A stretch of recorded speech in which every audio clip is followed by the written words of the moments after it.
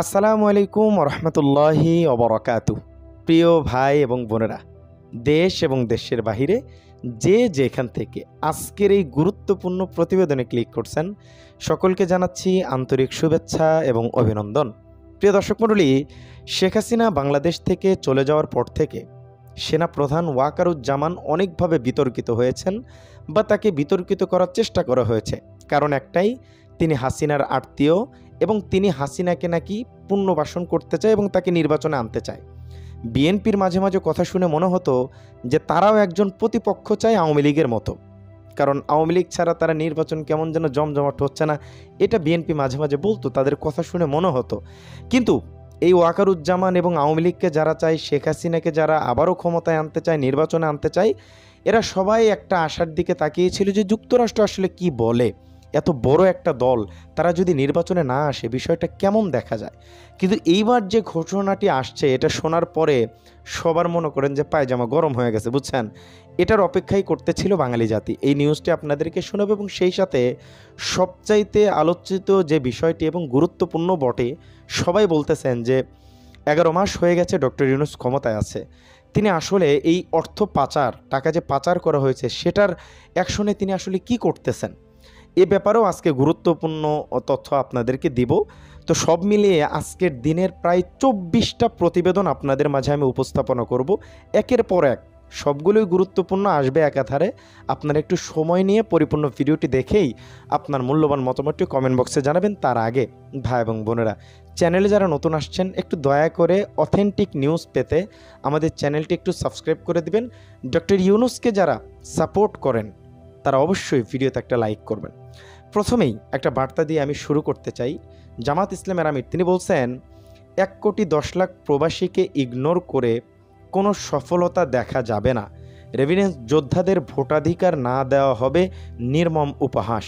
এতে দেশের অর্থনীতি করুণ পরিস্থিতির দিকে যাবে। মানে তার কথা হচ্ছে প্রবাসী ভাইদের ভোটাধিকার নিশ্চিত করতে হবে।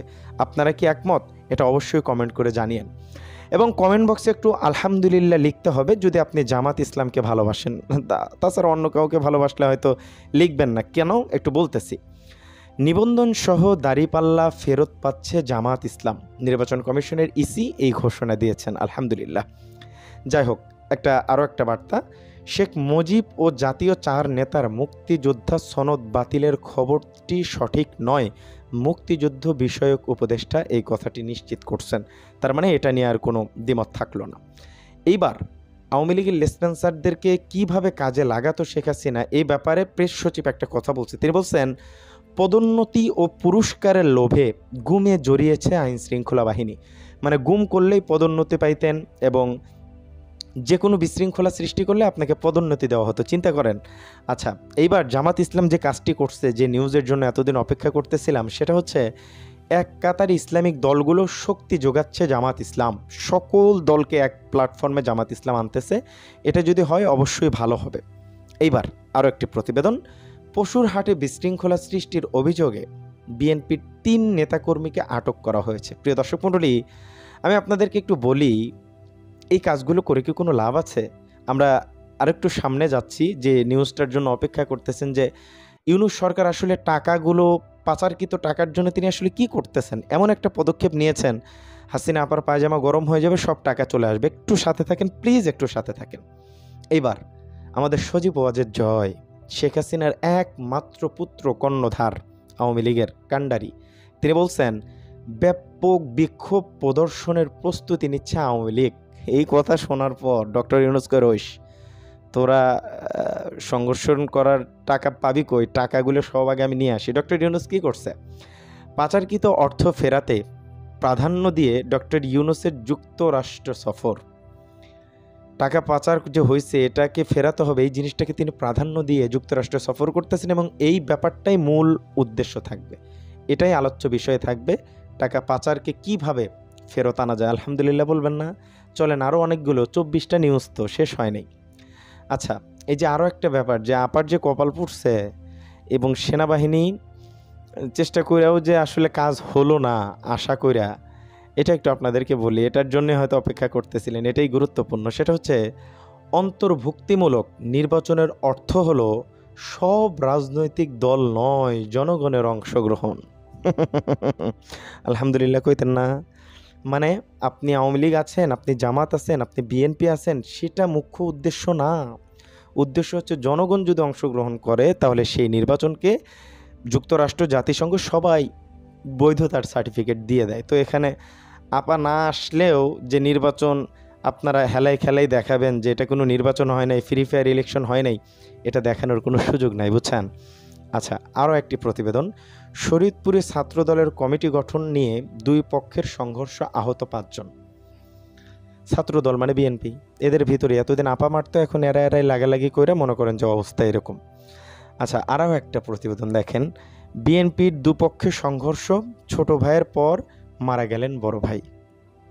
ঝিনাইদহ কালীগঞ্জে এই ঘটনা ঘটছে, কল্পনা করতে পারেন? আচ্ছা, আমাদের রাশেদ ভাই বলছে যে আওয়ামী আমলে সরকারি কর্মকর্তাদের সন্তুষ্ট করতে তাদের সুযোগ সুবিধা বাড়ানো হতো, এই বাজেটেও তা দেখা যাচ্ছে। এবং আমাদের Hasnat Abdullah, one man army, তিনি বলছেন জুলাই অভ্যুত্থান ব্যর্থ হলে এই সাংবাদিকরাই হাসিনার কদমবুচি করত। কথা মিথ্যা বলে নাই, একদম সত্য কথা। দুদু সাহেব বলছে স্বৈরাচার সরকারের পতনের 10 মাস হতে চললেও দেশে গণতান্ত্রিক ব্যবস্থা কার্যকর হয়নি। সংস্কারের নামে হাসিনার মতো উন্নয়নের সবক শোনাচ্ছে বর্তমান সরকার। এবং আরও একটা প্রতিবেদন দেখার পর আমার মনটা খারাপ হয়ে গেছে। অবিলম্বে নির্বাচনী রোডম্যাপ ঘোষণা করতে হবে খেলাফতে মজলিস, মানে মামুনুল হক শাহ হুজুরের দল। বুঝলাম না, এরাও সব দলই নির্বাচন চাচ্ছে। জামাত ইসলাম বলে যে ডক্টর ইউনূসের সাথে আছি, কিন্তু জামাত ইসলাম আবার যেটা বলছে যে শর্তে এখনই নির্বাচনে যেতে প্রস্তুত জামাত, এখানে জামাত ইসলাম কিছু শর্ত বেঁধে দিছে। এবং 1174 কোটি টাকা জালিয়াতি সালমান এফ রহমানের নামে 2টি মামলা, আরও অনেক টাকা আছে, এটা মাত্র বের হচ্ছে। এই যে কালীগঞ্জে বিএনপির 2 গ্রুপের সংঘর্ষে 1 জন আহত, 1 জনের মৃত্যু। এই যে একটা কথা বলছেন এক ভাই, যুবদলের সভাপতি, তিনি বলছেন বিএনপি প্রথম দেশ ভারত বিরোধী আন্দোলন শুরু করে। বিএনপি প্রথম এদেশে ভারত বিরোধী আন্দোলন শুরু করে, যুবদলের সভাপতি এই কথা বলছেন। আপনি কি একমত প্রকাশ করেন? একটু জানিয়েন। আমাদের আন্দালিবুর রহমান পার্থ ভাই বলছেন নির্বাচন সব সমাধান হয়তো না, তবে জনগণকে ক্ষমতায়নের জন্য নির্বাচন এটি সবচেয়ে বড় সংস্কার। এখন যে সংস্কার চলছে সেটা কিসের সংস্কার? এনসিপিকে ক্ষমতায় আনার জন্য কি সংস্কার কিনা, এটা নিয়ে তিনি প্রশ্ন করেছেন। এবং আওয়ামী লীগের সাবেক 3 রেল মন্ত্রীর পেটে 1,75,000 কোটি টাকা, 15 বছরে 3 লাখ কোটি টাকার উন্নয়ন প্রকল্প, কিন্তু সিংহভাগ লুটে নেওয়া মাত্র 3 জন মন্ত্রী, নুরুল ইসলাম সুজন, মোহাম্মদ মুজিবুল হক, জিল্লুল হাকিম। আচ্ছা, পার্থ সাহেব বলছেন ইউনূস সাহেব পলিটিক্স আর ইকোনমিক্স এক নয়, পলিটিক্স 2 আর 2 এ 22 হয়, ইকোনমিক্সে 2 আর 2 এ 4 হয়। বাহ, পলিটিক্স শিখাইতেছে ডক্টর ইউনূস। আচ্ছা, এ পর্যন্ত যারা দেখছেন আপনাদেরকে একটা ঘটনা বলি। প্রধান উপদেষ্টার সাথে যে আলোচনা হয়েছিল সেখানে নাহিদ ভাই এবং সালাউদ্দিন সাহেবের যে একটা বাকবিতণ্ড হয়েছিল আপনারা জানেন। একজন বলছে যে ডিসেম্বরে যারা নির্বাচন চায় তারা ভারতের সুরে কথা বলছে, নাহিদ ভাই বলছে।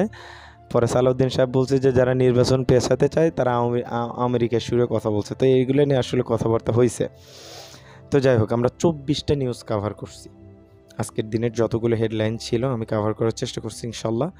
আপনারা আশা করছি অনেক অজানা কিছু জানছেন। দোয়া করবেন আমার জন্য, আল্লাহ পাক রব্বুল আলামিন যেন আমাকে সুস্থতা দান করেন। আজকের ভিডিও পর্যন্তই, ভালো থাকবেন, সুস্থ থাকবেন। আসসালামু আলাইকুম ওয়া রাহমাতুল্লাহি ওয়া বারাকাতুহু।